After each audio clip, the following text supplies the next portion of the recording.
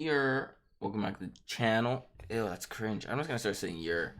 Anyways, sorry I've been gone for a while. I just been tired coming home from work. But anyways, back into it.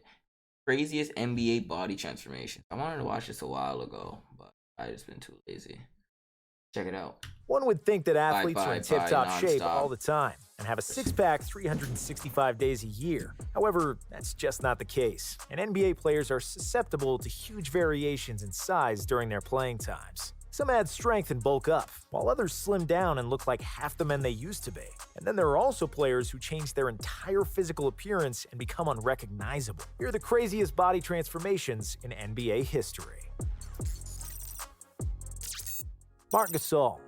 Body-wise, Marc Gasol is of similar ilk as Kevin Love, and they resembled each other a lot in their high school. Whoa. Marc Gasol is of similar ilk as Kevin Love, and they resembled each other a lot in their history. Marc Gasol. Body-wise, Marc Gasol is of similar ilk as Kevin Love, and they resembled What the fuck? Is this the same? each other Oh, a sure, lot sure. in their high Let's do school it. days. Mark went to high school in Memphis, where he transferred from Barcelona after his brother Pau was drafted by the Grizzlies in the 2001 NBA draft. He didn't speak English very well and was struggling to adjust to the American lifestyle. What Mark liked the most about America was food. Junk food, to be more precise. Fast food chains were cheap, delicious, and easily available, which was not a winning combination for a hungry 7-foot Spaniard. The pounds were piling on his body, which is why he was given a Shit. nickname, Big Burrito. Although he had the height and skill, being overweight and lacking athleticism reduced his chances of getting a college offer, so he foot. returned to Europe. Mark started his NBA career in Memphis at the age of 23 as a package deal in his brother's infamous trade to the Lakers. Like Kevin Love, rookie Gasol still had plenty of bootay to throw around in the post, and he showed that he is talented enough to play. Mark worked hard. He'd cut out red meat, sugar, and junk food, and he soon had the body to go with the talent. He trimmed down to Wow. 240 pounds and was now mobile enough to excel on both ends of the floor, highlighted He with the trimmed down Defensive to Man of the 240. Year award in 2013. With the NBA championship with the Raptors, decorated NBA, and European resume, Shit, what was Mark he will follow his before? brother Pau to the Hall of Fame when his career is over. Steven Adams. Oh, Steven fuck Adams' yeah. transformation would make a great time-lapse video if he compared the Insane. photos from his Like what? rookie year to now. Drafted in 2012, Adams came wide-eyed to the NBA, clean-shaven, and with a neat haircut to match. Next year, his locks got a bit longer, and then a bit longer in his third season. Soon enough, the OKC center looked nothing alike his rookie What the clean-shaven, fuck? and with a neat haircut to match. Next year, his locks got a bit longer. That was and then a next clean-shaven, year? and with a neat haircut to match. Next year, his locks got a bit longer, and then a bit longer in his third season. Soon enough, the OKC center looked nothing alike his rookie 1.0 version. Beard and long hair became omnipresent, and were also accompanied by a tribal sleeve tattoo. With a new look and a few extra pounds of added muscle, the 7-foot Kiwi started to look like one of the most intimidating guys in the NBA. Looks can Yeah, be bro. deceiving, and Adams Steven is Adams actually is beast. extremely well-natured, and is viewed as one of the nicest guys in the league. However, he is still one of the hardest screen setters in the NBA, and he will be a bully for a rebound. But then, he will also help a player get up, say sorry mate, and continue to do his job as if nothing happened.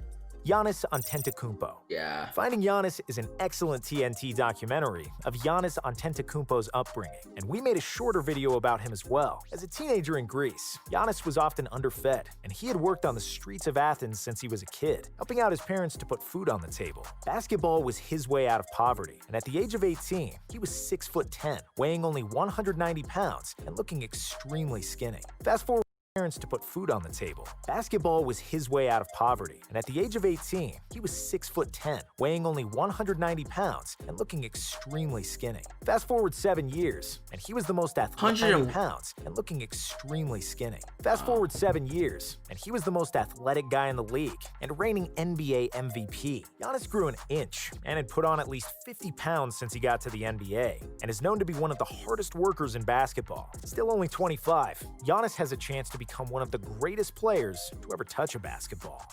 Chris Insane, bro. Birdman Anderson. Birdman, Birdman. If someone didn't know Is who it all the Birdman censors? was, I would tell them that Chris Anderson, aka the Birdman, is one of the most colorful guys in NBA history. It's not that he has a really big personality and talked a lot with the media. He was literally the guy with the most colorful and well-known tattoos ever. Bird is most known for his time with the Nuggets and the Heat, and was one of the most recognizable players in the league, despite only being a role player. As a rookie, he came in with only a handful of tats, including a basketball player making a dunk on his right arm. Soon enough, Anderson was running out of skin to add new tattoos, and had even painted his whole neck with the famous Free Bird letters painted in various colors. Kevin Love. When Kevin Love first came to the NBA, he looked and played like an old-school 90s center, weighing around 260 pounds, with his game centered around the post and mid-post. Although Kevin Love was and always will be one of the most unathletic bigs in the league, he's regularly amongst the best rebounders, with a career average of more than 11 boards per game. Wow. In the 2010-11 season, Love led the league in rebounding and grabbed an impressive 15.2 boards per contest. So, how does an unathletic 6'10" white guy lead the NBA in rebounding, you may wonder? Well, he didn't do it with his jumping ability. He did it with a great sense for positioning, skilled and nimble. Love didn't even need to get past a defender. It was enough that he gets a step in front, and then he would use his meaty posterior and hips to create separation for a shot. When he came to Cleveland, the NBA was transforming from a post-centric to a three-point shooting league, and Kevin Love didn't need a big butt anymore. He needed to run the floor, shoot from deep, and be mobile on defense. To do that, he changed his diet completely and chiseled his body. In a few years, he transformed from a fat frat guy. Holy shit!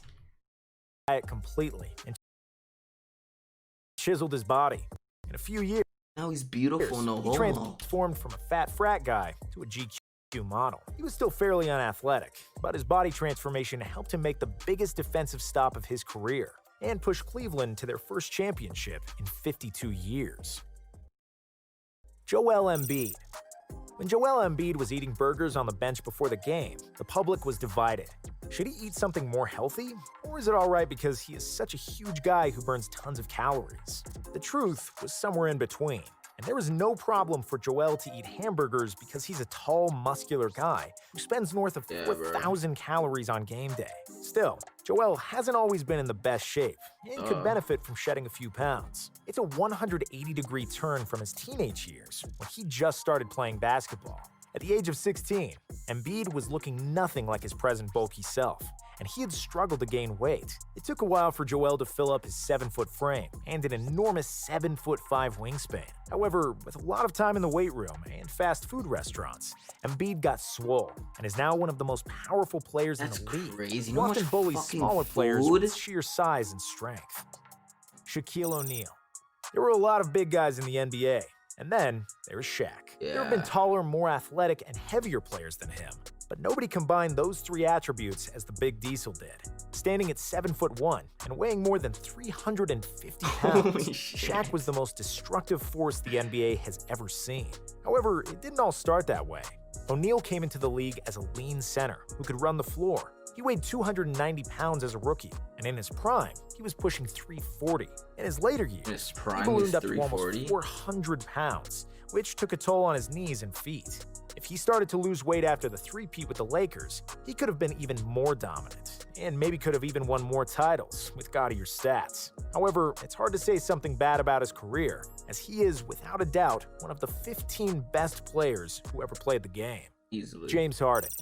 James Harden was chubby and unathletic as a child, and he didn't have much stamina because he suffered from asthma. He blossomed as a high school as a child, and he didn't have much stamina because he suffered from asthma. He blossomed as a high school junior, grew to 6'5", shed a few pounds, and started transforming into a player we all know today. James was one of the most skilled players on the college level, but still could cut some weight and improve his body. During his college days, he also started growing his beard. And once it grew, it never went away, and it ultimately became his trademark. When he got to the league, Harden changed his diet and started going to the gym religiously. He went from a no-pack into a six-pack, and now James is a sturdy 225-pound guard.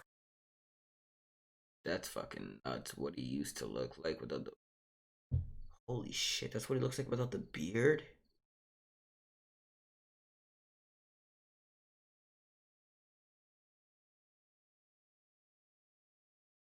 That's insane. Who became one of the fittest players in the league. He's a historically great scorer and has made strides on defense too, with a robust All right, but how do you get rid of his frame that allows him to asthma? be one of the best post defenders at his position. Dennis Rodman. Dennis Rodman was relatively short growing up, but then an unexpected growth spurt turned him into an agile and strong 6'7" forward, with a tireless motor for defense and getting rebounds. He came to the NBA at the age of 25, and back then, his hair was always black, and his skin was tattoo-free. During the Bad Boy Pistons era, Rodman was good. Ironically, when his time in Detroit ended, he turned into a bad boy and started to significantly change his appearance. In the 90s, he became one of the most controversial NBA players and gained fame and notoriety for his tattoos, piercings, hairstyles, fashion, and lifestyle. Apart from being the best rebounder who ever played, he lived and partied like a rock star, got married to himself, and wrestled before a playoff game. Rodman transcended basketball and pushed the limits of how Rodman's a a professional fucking athlete crackhead, should bro. look and behave. One of a kind, he truly was Dennis the Menace. Aaron Baines. Ooh. Aaron Baines is a 33-year-old center this for the nigga. Phoenix Suns, who completely transformed his game and became one of the most reliable three-point shooters at his position. It's not only his game that transformed, the Aussie center also completely changed with time. When he got drafted by the Spurs in 2013, he looked like a young high school math teacher, clean-shaven, with short hair and kind eyes. Battling 7-footers for a living hardened Baines, and the look in his eyes is much meaner now. He also grew a lengthy ginger beard to go along with a mohawk man-bun combo on the top of his head. Wow, the moth, bitch! That's gonna wrap it up. If you like the video, don't